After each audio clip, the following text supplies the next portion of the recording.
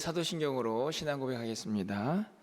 전능하사 천지를 만드신 하나님 아버지를 내가 믿사오며 그 외아들 우리 주 예수 그리스도를 믿사오니 이는 성령으로 잉태하사 동정녀 마리아에게 나시고 본디오 빌라도에게 고난을 받으사 십자가에 못 박혀 죽으시고 장사한 지 사흘 만에 죽은 자 가운데서 다시 살아나시며 하늘에 오르사 전능하신 하나님 우편에 앉아 계시다가 저리로서 산 자와 죽은 자를 심판하러 오시리라.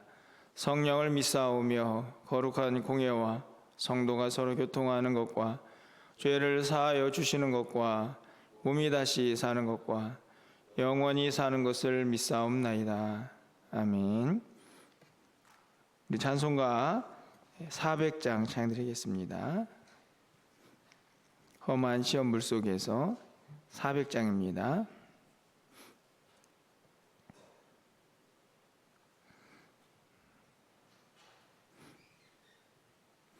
험한 시험물 속에서 나를 건져주시고 노한 풍랑 지나도록 나를 숨겨주소서. 주여 나를 돌보시사 고이 품어주시고 험한 풍파 지나도록 나를 숨겨주소서.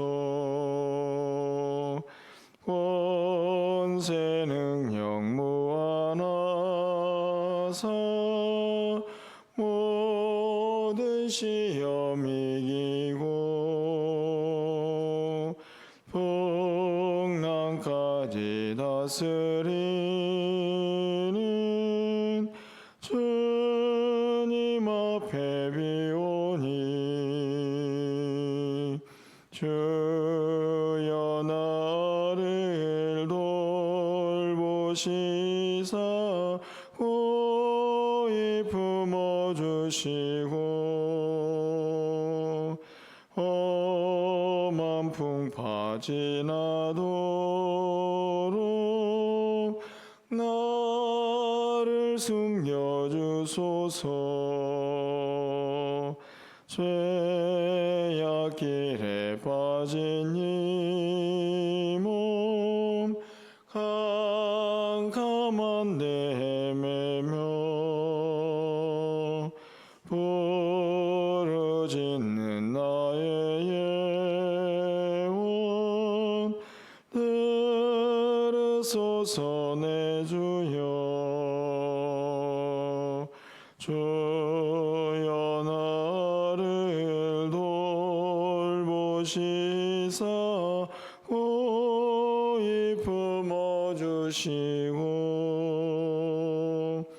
험한 풍파 지나도록 나를 숨겨주소서. 아멘.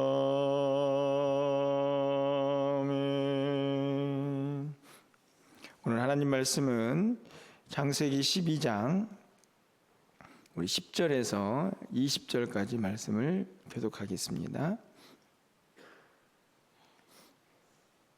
창세기 12장 10절에서 20절 말씀을 한 절씩 교독하고 마지막 20절은 함께 읽겠습니다. 그 땅에 기근이 들었으므로 아브라함이 애굽에 거류하려고 그리로 내려갔으니 이는 그 땅에 기근이 심하였음이라.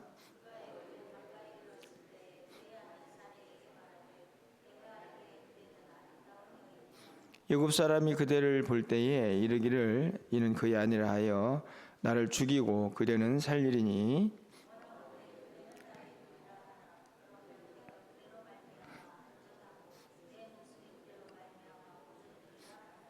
아브라함이 애굽에 이르렀을 때에 애굽 사람들이 그의 여인이 심히 아름다움을 보았고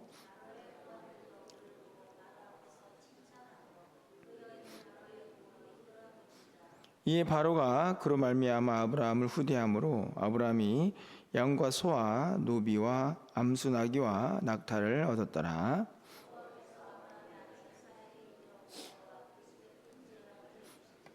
바로가 아브라함을 불러서 이르되 내가 어찌하여 나에게 이렇게 행하였느냐? 내가 어찌하여 그를 내 아내라고 내게 말하지 아니하였느냐?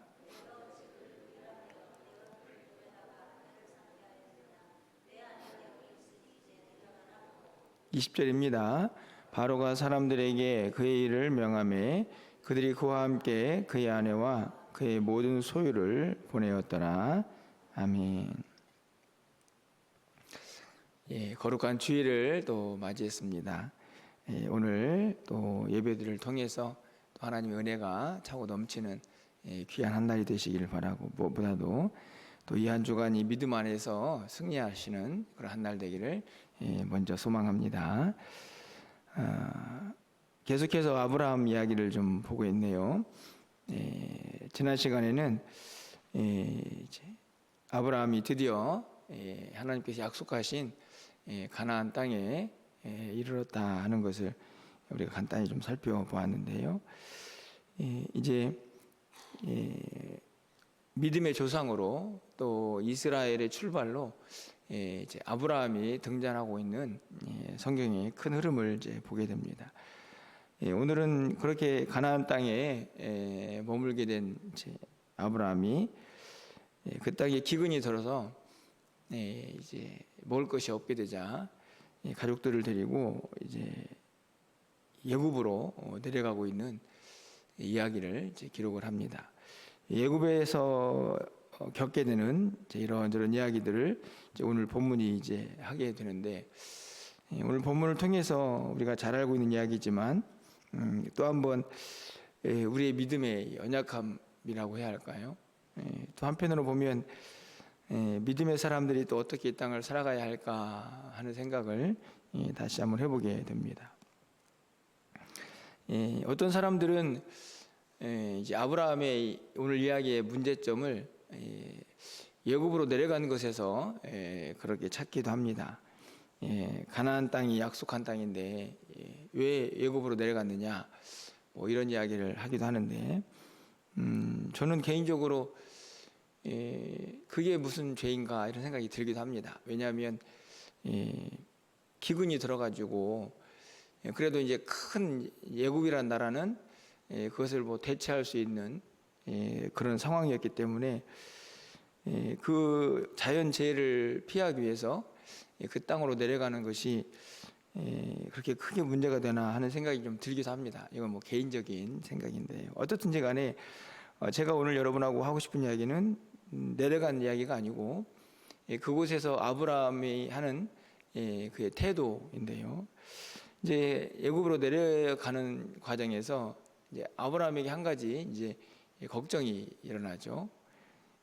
오늘 보다시피 사라가 너무 이제 아름다워서 이 사라를 데리고 가면 사람들이 나를 해치고 이 사라만 취하게 될 것이다 라는 걱정을 하게 됩니다. 이제 그래서 아내에게 이런 이야기하죠. 내가 아내라고 하지 않고 누이라고 하겠다. 그러면은 그의 미모에 반해가지고 사람들이 사라를 취할 수는 있겠지만 자기는 목숨은 건질 거다. 뭐 이런 생각을 하고 있는 것을 보게 됩니다.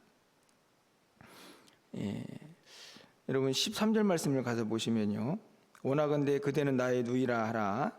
그러면 내가 그대로 말미암아 안전하고 내 목숨이 그대로 말미암아 보존되리라. 여러분들은 이 이야기를 잘 아실 텐데 어떻게 생각을 하십니까? 제가 보기에는 그냥 인간의 연약함을 그대로 드러내는 모습이 아닌가 생각이 드는데요. 이게 어떤 연약함이냐면 항상 우리는 일어나지도 않는 일에 대한 불안과 염려를 이제 가집니다. 그렇죠? 오늘 지금 아브라함이 하고 있는 이 생각은 추측은 가능하지만 사실은 일어난 일은 아닙니다. 그러지 않습니까? 아내가 예쁘다. 사실은 밑에 있는 이야기를 보면 바로와 그의 고관들도 인정하는 그런 미모를 가진 것 같습니다. 하지만 그렇다고 해서 진짜 사람들이 이 사라를 빼앗아 갈 것이다 하는 것은 이제 가봐야 아는 거고, 그 일을 미리 걱정할 필요는 없을 것 같은데, 이 아브라함은 내려가면서 우리 당신을 누이라고 합시다 라고 이제 아내랑 이야기를 이제 하고 있는 것이죠. 아까도 얘기했지만 이제 일어나지도 않은 염려와 불안이 거짓말이라는 이제 이야기를 서로 하게 됩니다. 한편 생각해 보면 또 이런 생각도 듭니다. 아브라함은 목숨을 건지기 위해서라고 이야기를 하지만 한편 생각해 보면 아니 내 아내를 뭐 사람들에게 아내가 아니고 누이라고 하는 그 일이 뭐가 그렇게 큰 죄인가 하는 생각을 하진 않았을까 하는 그런 추측도 가능해집니다. 흔히들 우리가 생각하는 뭐 이렇게 작은 죄죠. 거짓말하는 거. 그냥 그렇다고 해서 누구에게 뭐 피해가 가겠나? 나만 이제 목숨을 건지면 되지. 뭐 이런 생각을 했던 것 같은데, 실제적으로 그 아브라함의 작은 거짓말을 통해서 어떤 일이 벌어지게 됩니까? 바로는 누이라고 하니까 이제 살해를 취하게 되죠. 그래서 17절 말씀을 가보면 여호와께서 아브라함의 아내 사레의 일로 바로와 그 집에 큰 재앙을 내리시니라. 큰 재앙이면 어느 정도인지 우리가 뭐 알 수는 없지만, 뭐 길을 가다가 잠깐 뭐 넘어져 가지고 무릎이 깨지거나 뭐 이 정도를 큰 재앙이라고 하지는 않았을 것 같습니다. 심각한 타격을 하나님께서 그 바로의 집에 내리는데, 그 이유가 뭐냐면 이 아브라함의 아내 사레의 일이다. 근데 이 일이 어떻게 시작이 됩니까? 아브라함이 일어나지도 않은 일을 걱정해 가지고 거짓말을 했기 때문에 생겨나는 일이죠. 굉장히 작은 일인데 그냥 뭐 누이라고 한 게 뭐가 큰 잘못인가라고 생각이 들 만큼 굉장히 사소한 것처럼 보이는데, 어떤 집에는 큰 재앙으로 임하게 되는 그 모습을 보게 되죠. 바로에게는 절대로 작은 일이 아니었을 것이다 하는 생각이 들기도 합니다. 여러분 같으면 어떠시겠습니까? 이런 상황에 놓여지면 어떤 결정을 내리시겠습니까? 자, 그런데 이 이야기 속에서 한 가지 더 생각해 보아야 할 것은 바로의 반응인데요. 18절 말씀은 바로가 이렇게 얘기합니다. 바로가 아브라함을 불러서 이르되 내가 어찌하여 나에게 이렇게 행하였느냐? 내가 어찌하여 그를 내 아내라고 내게 말하지 아니하였느냐?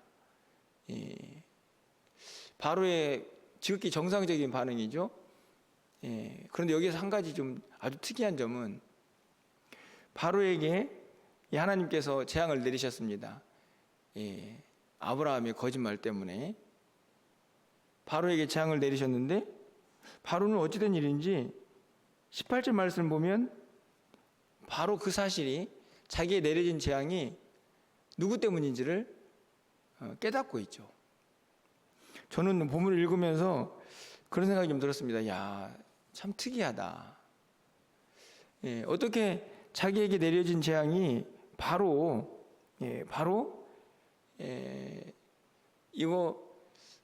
이 사례 때문이구나, 내가 저지른 일 때문이구나 라고 깨달았을까? 게다가 그걸로 그치지 않습니다. 19절 말씀을 가서 보면 내가 어찌 그를 누이라 하여 내가 그를 데려다가 아내를 삼게 하였느냐? 내 아내가 여기 있으니 데려가라. 순순히 그냥 아내를 사례를 내어주죠. 되게 단순해 보이지만 여러분들이 생각해 보면 이 바로는 이 이집트 애굽이라는 큰 나라의 절대 권력자입니다. 그런데 지금 아브라함은 저기 가나안에 있다가 이제 굶주려 가지고 목숨을 건지기 위해서 이 애굽에 내려온 이방인이죠. 사실은 그냥 그 집안을 몰살시켜도 그렇게 큰 문제가 아닌 상황인 것입니다. 그렇지 않습니까? 그런데 이 바로는 자기에게 임한 재앙이 이 사례 때문이라는 걸 알게 되고 그것을 보복하지도 않고 다 내려가라 하고 내어줍니다. 참 대단하지 않습니까? 저는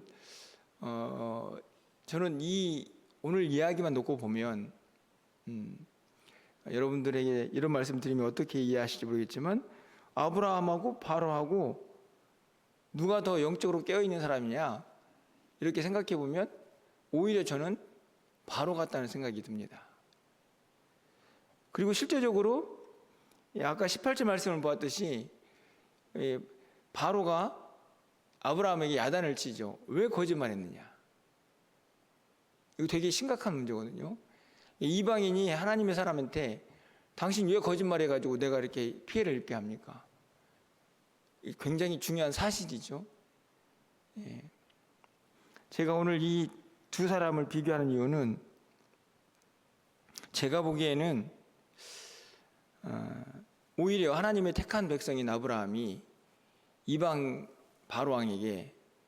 사람 바로왕에게 그의 잘못을 지적을 받고 있는 겁니다. 왜 거짓말해가지고 날 이렇게 힘들게 하냐? 다 데려가. 그 사실을 이 바로는 자기가 잘못하는 것에 대한 것을 분명히 깨닫고 그에 대한 반응도 바로 하고 있는 것을 보게 됩니다. 어떻게 보면은 저는 오늘 이야기가 굉장히 아브라함에게는 수치스러운 이야기다, 부끄러운 이야기다 하는 생각을 갖게 됩니다. 그의 작은 거짓말, 일어나지도 않는 일에 대한 거짓말을 통해서 이방인이 고난을 받고 그 이방인은 그것을 깨닫고 아브라함에게 그의 잘못을 지적함과 동시에 자기의 잘못을 바로잡는 것을 보게 되죠. 이렇게 말씀을 드리면 목사님은 자꾸 왜 이방 사람인 바로 편을 드시나 하는 생각이 드실지도 모르겠지만 저는 오늘 본문을 통해서 믿는 우리가 어떻게 이 땅을 살아가야 할까 하는 생각이 듭니다. 저는 개인적으로 오늘 본문을 통해서 우리가 생각하는 아주 작은 거짓말 아니면 불의 아니면 정직하지 못한 것들 그런 것들이 사실은 하나님 앞에서 또는 이방 사람들 앞에서 매우 부끄러움을 당할 수 있는 우리의 모습은 아닌가 하는 생각을 오늘 본문이 우리에게 하고 있다라고 얘기해 줍니다. 우리가 왜 하나님 앞에서 또 세상 앞에서 좀 더 의롭게 살아야 하는가? 좀 오늘 아브라함이 분명하게 보여주고 있다는 생각을 갖게 되죠. 이쯤은 괜찮아. 누구나 다 하는 일이지.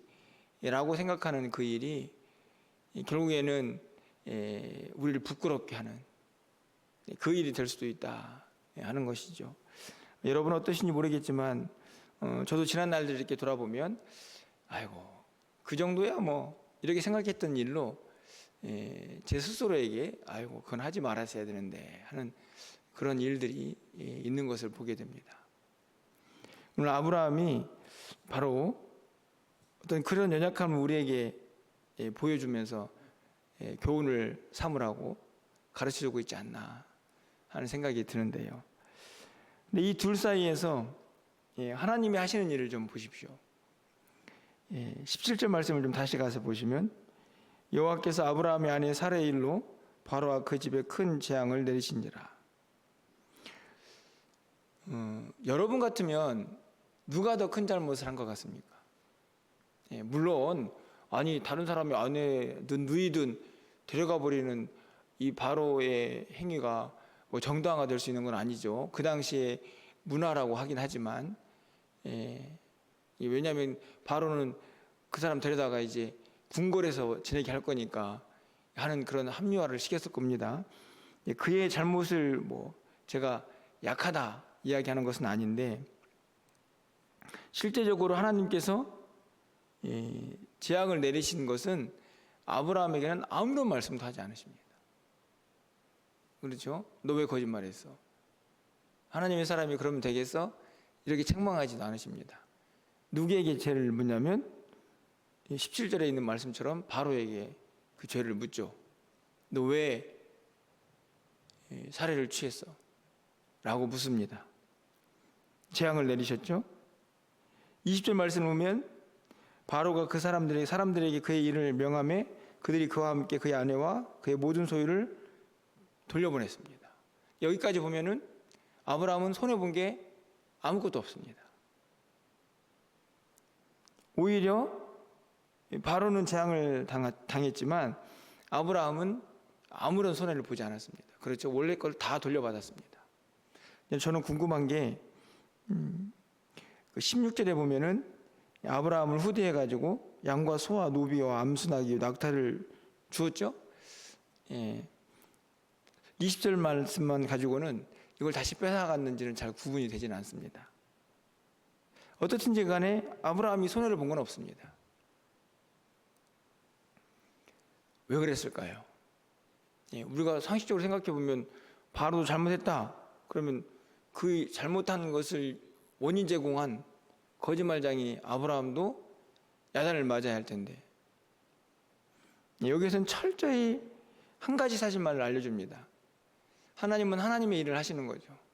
그 하나님의 일을 하시는 중에 택한 자와 택하지 않은 자를 하나님은 분명하게 구분을 하고 계십니다.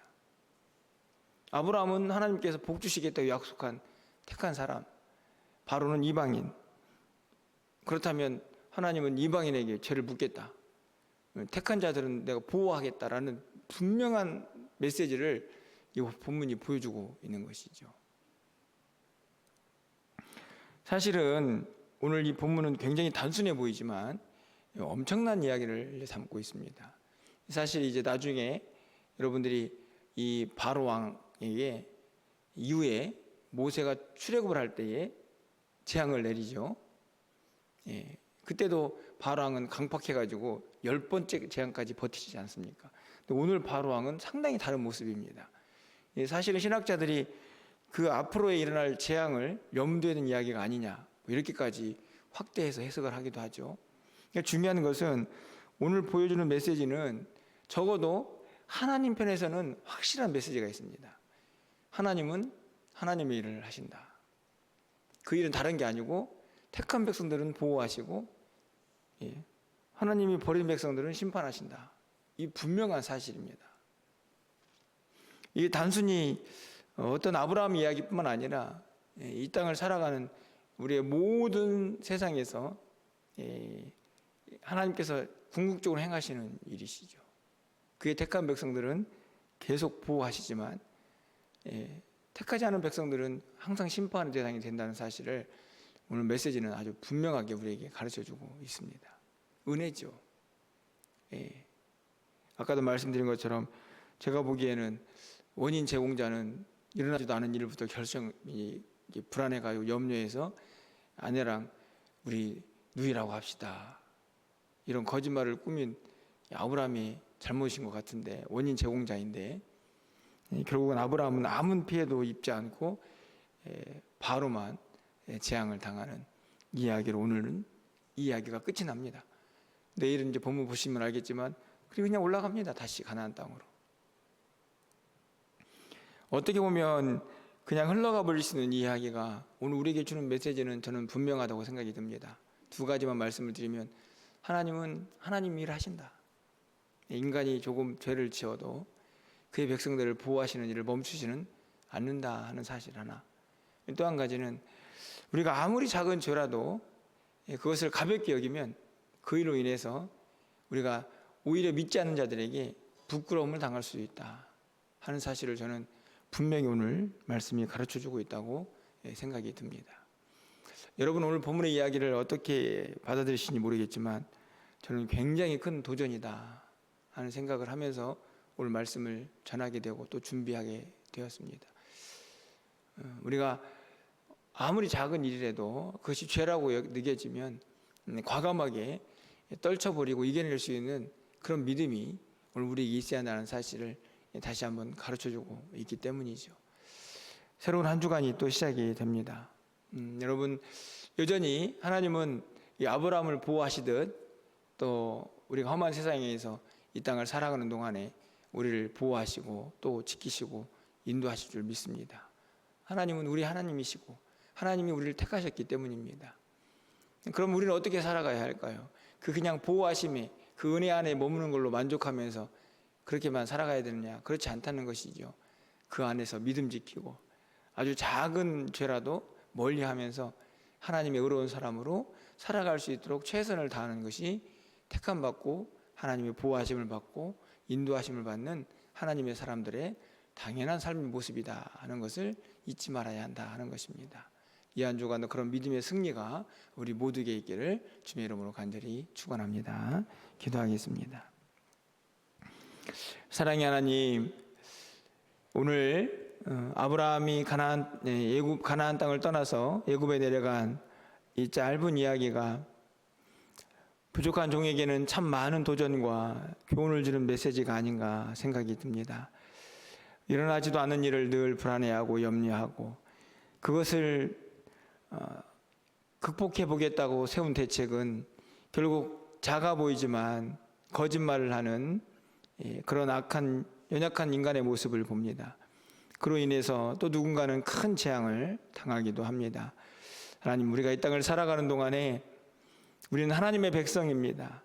하나님께서 우리가 더 의롭고 더 정직하고 더 깨끗하게 살기를 바라신다는 사실을 항상 기억하면서 우리 안에 있는 이런 유혹들, 일어나지도 않은 일에 대한 불안과 염려들 다 떨쳐버리고 믿음의 승리가 우리 가운데 있게 하여 주시옵소서. 이 한 주간도 주님과 동행하면서 하나님만 바라보게 하시고 주님만 의지하게 하시고 어떤 결정을 하든지 간에 하나님께서 기뻐하시는 결정을 할 수 있는 하나님의 사람들이 되게 하여 주시옵소서. 오늘 우리가 드린 모든 예배를 하나님께서 기쁘게 받아주시고 강단에서 오직 생명의 말씀만 온전히 선포될 수 있도록 말씀을 전하는 자들도 붙잡아 주시옵소서. 우리 주일학교, 우리 유초동부 오늘까지 성경학교를 진행합니다. 많이 수고하고 애쓰는 우리 교사들을 기억하여 주시고 우리 아이들 이 시간들을 통해서 믿음이 더욱 성장해 갈 수 있도록 인도하여 주시옵소서. 이번 주 금요일, 목요일부터 시작되는 우리 중고등부 수련회 가운데 함께 하셔서 날씨가 많이 춥다고 하는데 하나님께서 날씨도 주관하여 주셔서 은혜롭게 모든 일정들이 잘 진행될 수 있도록 하나님께서 역사하여 주시옵소서. 오늘 우리가 드린 모든 예배를 기쁘게 받아주시고 우리의 모든 한 주간의 삶을 주께서 인도하여 주시기를 간절히 소망하고 예수 그리스도의 이름으로 기도합나이다. 아멘. 오늘도